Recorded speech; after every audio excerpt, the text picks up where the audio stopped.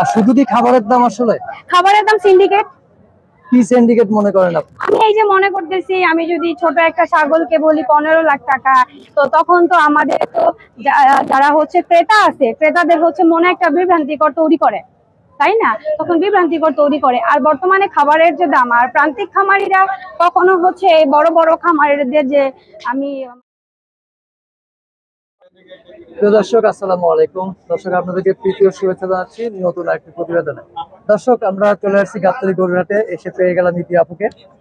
আপনারা জানেন যে ইতি আপু দেশের প্রথম নারী উদ্যোক্তা, যিনি বড় গরু প্রস্তুত করে আলোড়ন সৃষ্টি করেছিলেন।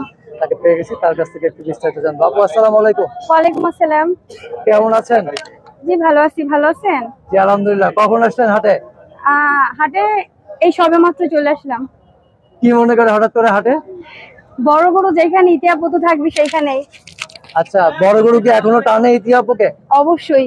হ্যাঁ, কারণ সর্বপ্রথম বড় গরু লালন পালন করা, সেটার প্রতি তো একটা ভালোবাসা তো অবশ্যই আছে।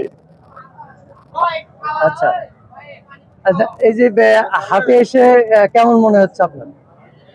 আসলে বাড়িতে যখন ছিলাম তখন মানে শূন্যতা কাজ করছে, আর এখানে এসে পুরো পূর্ণতা কাজ করতেছে। শূন্যতা কেন? ইতির কি বড় গরু নাই এবার?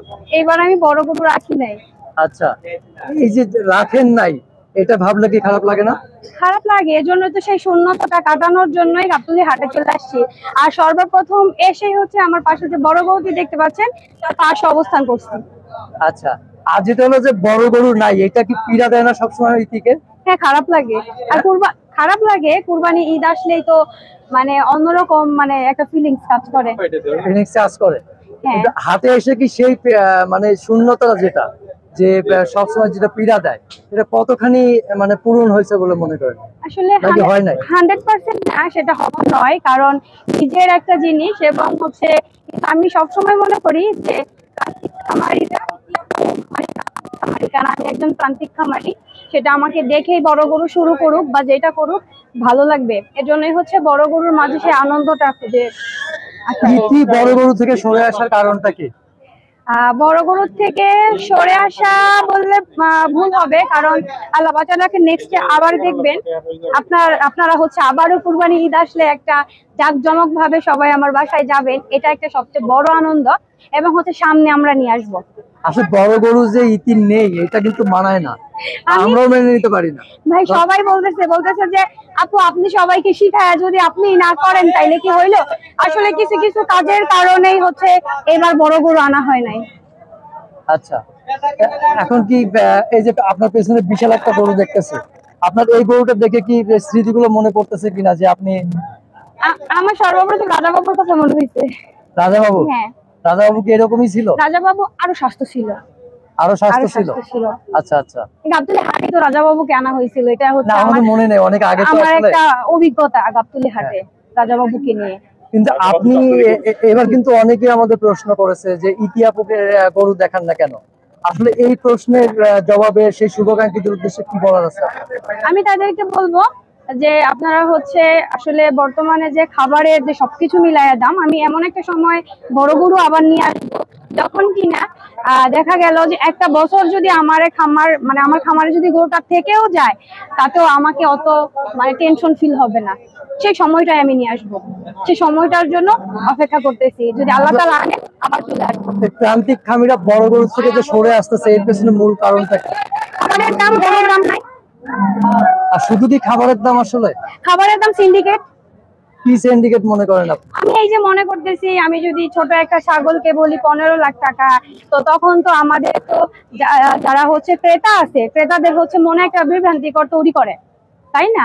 তখন বিভ্রান্তিকর তৈরি করে। আর বর্তমানে খাবারের যে দাম, আর প্রান্তিক খামারিরা কখনো হচ্ছে এই বড় বড় খামারিদের যে আমি মানে তারা যে লাইনগুলা সেট আপ করে নিছে, এটা প্রান্তিক খামারিরা কখনো পারবে না, সে পর্যন্ত যাবেও না।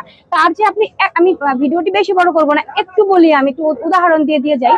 যখন আপনারা দেখছেন যে এই যে বড় বড় যে গরুর যে মানে যে সবগুলা হয়েছে, যে মেলাগুলা হয়েছে, এই মেলার মধ্যে একটাও দেখছেন প্রান্তিক খামারের গরু বিক্রি হয়েছে? সেটা অবশ্য এরকম চোখে পড়ে নাই। এটাই হচ্ছে আমাদের সবচেয়ে বড় প্রান্তিক খামারিদের ব্যর্থতা। হ্যাঁ, এটাই হচ্ছে আমাদের ব্যর্থতা। কিন্তু এটা চলতে থাকলে কি আসলে প্রান্তিক খামারিরা ভবিষ্যতে যেটা হলো ভাই একটা সুন্দর কথা বলছেন, যেটা আমি বলতে পারি নাই, যেটা আমি বলতে পারি নাই। ভাইয়ের কথাটা একটু নেন, ভাইয়ের কথাটা সুন্দর হয়েছে।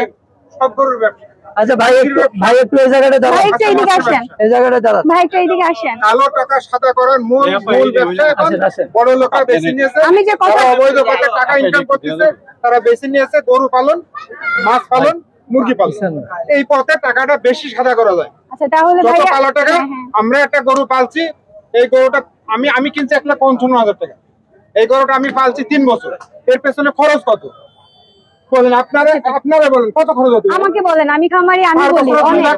আর বছরে 2 লাখ সর্বনিম্ন সর্বনিম্ন, 3 দোকানে 6 লাখ আর 1,55,000 কিনা 7,55,000 আমার আসতে খরচ হয়েছে গরুটা 60,000 টাকা। একটা করে 1 টাকা কিনে আসছে 8 লাখ টাকা, এর দাম বলে 4 লাখ টাকা। অথচ এই মাপের গরু একটা বড় ফার্মে দাম পাচ্ছে 1.5 কোটি। 1.5 কোটি, এটাই তো আমাদের ব্যর্থতা। 70 লাখ 80 লাখ। ছাগল বিক্রি হইতেছে 15 লাখ। ভাইয়া আমি একটা ছাগল বিক্রি হইতেছে 15 লাখ, যার ওজন নাকি আপনার শুধু 15 লাখ না, 1 কোটি টাকাও বিক্রি হয়েছে। না বিক্রি হয়েছে, কিন্তু আমি শুধু এটার কথাটাই আমি বলি, সেটার ওজন কত। ছোট একটা আমরা কি 6 মাসের বা 1 বছরের একটা বাছুরের ওজনের সমান। আর আমরা যেখানে গরু আর ছাগল দুইটাই কিন্তু অনেক তফাৎ, কিন্তু দেখেন আমরা কিন্তু সেটা পাচ্ছি না। সেটাই ভাই অনেক সুন্দর কথা আগে বলছেন। গরু লালন পালন করত প্রান্তিক খামারিরা, তারা আসলে এই করোনার কারণে, শুধু এই করোনার কারণে আমাদের শেষ করেছে। আচ্ছা এখন কি সব বড় লোকদের হাতে? এই করোনার কারণে অনলাইনে গরুর বেচার কথা বলে এখন এই ব্যবসাটা চলে গেছে বড় লোকদের হাতে না, কালো বাজারিদের হাতে। কালো টাকা যারা যারা কালো টাকার মালিক তাদের হাতে এই ব্যবসাটা সহসা দেখিয়ে তারা বিভিন্ন পন্থায় কালো টাকা সাদা করতেছে।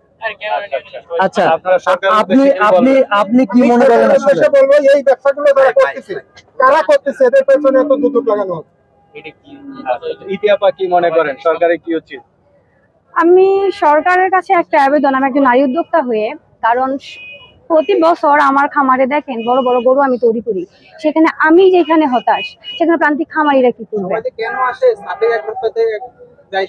সেটা হচ্ছে মানে খামারিরা হচ্ছে মানে আমি যেখানে হতাশ সেখানে প্রান্তিক ছোট ছোট খামারিরা কি করবে?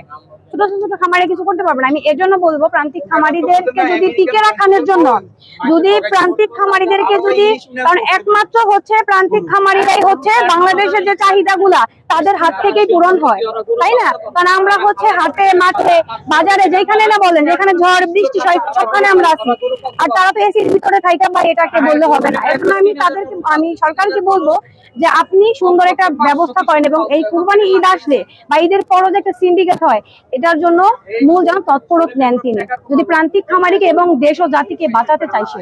এটা আমি তাকে বলবো। ঠিক আছে আপু, ভালো থাকবেন। আল্লাহ হাফেজ। আসসালামু আলাইকুম।